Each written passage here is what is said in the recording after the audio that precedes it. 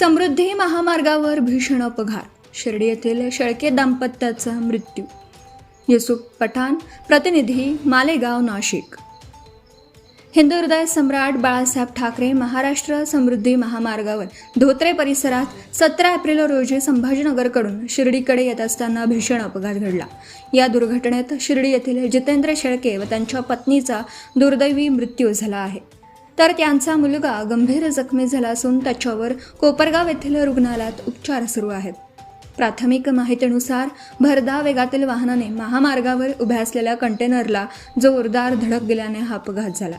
धडक इतकी भीषण होती की वाहनाचा अक्षरशः चुराडा झाला आणि घटनास्थळीच दाम्पत्याचा मृत्यू झाला. मृत जितेंद्र शेळके हे भोंतू बाबा खरात यांचे निकटवर्तीय असल्याची माहिती समोर येते.